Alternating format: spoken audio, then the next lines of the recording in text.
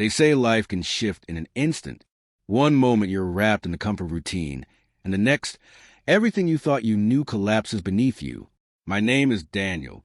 At 31, I believe I had everything I'd ever dreamed of: a steady career, a beautiful home, and a wife I adored.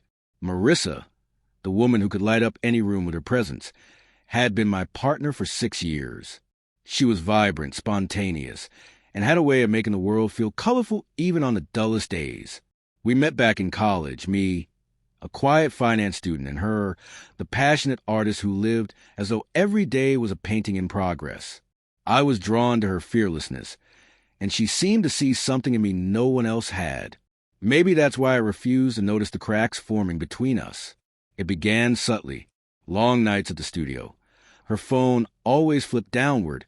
Emotional swings she blamed on stress.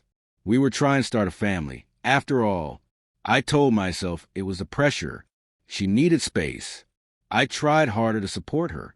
I excused every odd behavior, desperate to preserve the life I thought we shared. Then came the night that shattered it all. Leaving work earlier than usual, I decided to surprise her. I grabbed her favorite Thai takeout and a bottle of wine she always joked was her weakness. But the moment I stepped inside our home, I sensed something was off. The scent of unfamiliar cologne hung in the air. The bedroom door, which she hated leaving ajar, was slightly open, and then I heard it, a man's voice, low and disturbingly familiar. I pushed open the door and froze. There they were, wrapped in each other, naked, in the bed we once shared. The man beside her was Ethan, my best friend. Neither of them moved. Marissa looked up, wide-eyed, not with guilt, but with irritation, like I was the one interrupting. Ethan barely managed a week. Let me explain. I said nothing. No yelling, no accusations. Just the silence. And then I left.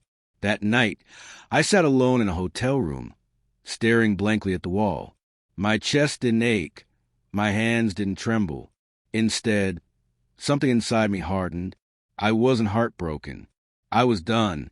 The following morning, I packed my things and went to stay with my brother. He didn't pry, simply handed me a beer and said I looked like hell. Over the next few days, I shut everything out. I ignored Marissa's countless messages. My appetite vanished. So did my ability to care. On the 4th day, I sent her one message. Divorce papers are on the way. Any communication from here on will go through my attorney. Her responses shifted from desperation to guilt to threats. She even tried to manipulate me, warning that if I left, she'd spiral and destroy herself, as though her downfall would be my responsibility. That's when I realized how deeply broken our marriage had become. The love we once shared was long dead. I had simply refused to see it.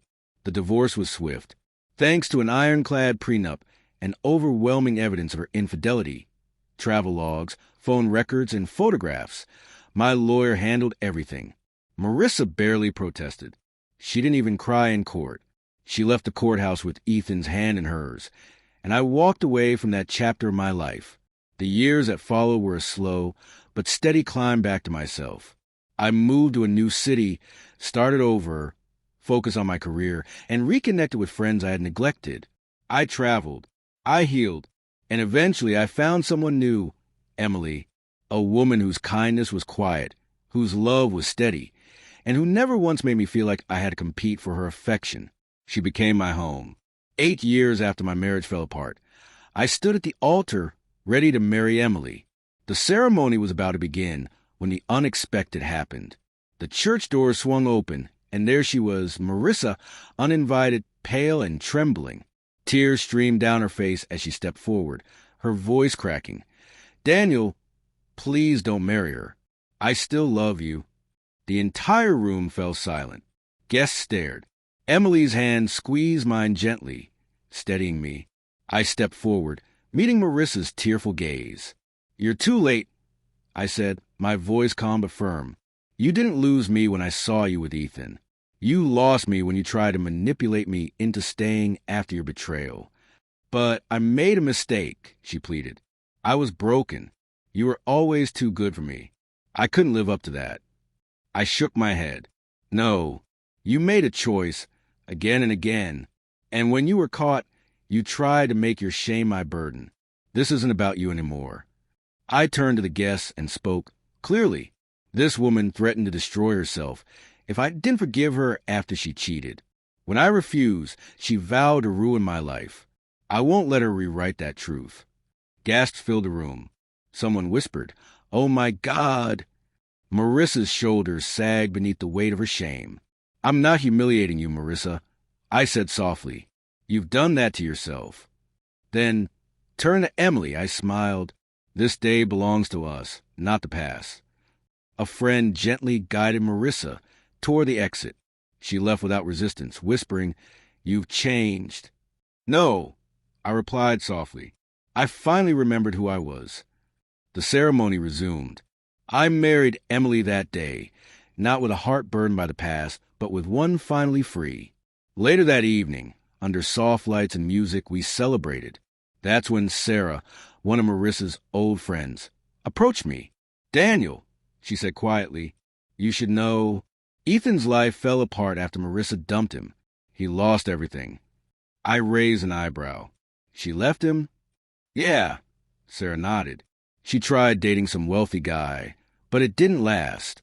Ethan spiraled, lost his job, gambled, moved back in with his parents." I said nothing, my eyes finding Emily across the room.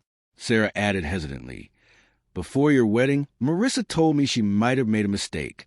That maybe you really were the one." I smiled faintly. Shame she realized that 12 years too late. That night, lie beside Emily, I told her everything. My past mistakes, my failures to see the warning signs, the guilt I once carried. She listened, tears shining in her eyes. And then she said something I'll never forget. "You didn't win by hurting her. You won by outgrowing her." She was right. The real victory wasn't in confrontation, but in peace. A year passed. Life slowed into something simple and beautiful. Emily and I bought a modest home, built a life filled with quiet joys. Sunday breakfast, long walks with our dog Jasper, laughter over spilled wine, and whispered conversations beneath the stars. But the past always finds a way to knock on the door one last time. An email arrived in my old inbox. The subject line simply read, "Please read." Against my better judgment, I opened it. It was from Marissa. She had seen photos from our wedding. She wrote of her regrets, her mistakes, how Ethan had left her, and how she had lost everything chasing illusions. She admitted she could never love anyone the way I had loved her. She ended with, "I understand if you hate me." I didn't reply. Instead, I printed her message, folded it carefully, and placed it inside a wooden box labeled Lessons. Not baggage, just lessons. Emily found me staring at the closed box later that evening. "Everything okay?" she asked softly. I smiled. "Yeah, just letting the past know it doesn't belong here anymore." She leaned in, resting her forehead against mine. "That's why I married you. You don't chase ghosts. You build something new." And beneath the soft glow of lamplight, we dance in our living room, barefoot, weightless, free, because the greatest revenge isn't in bitterness. It's in peace.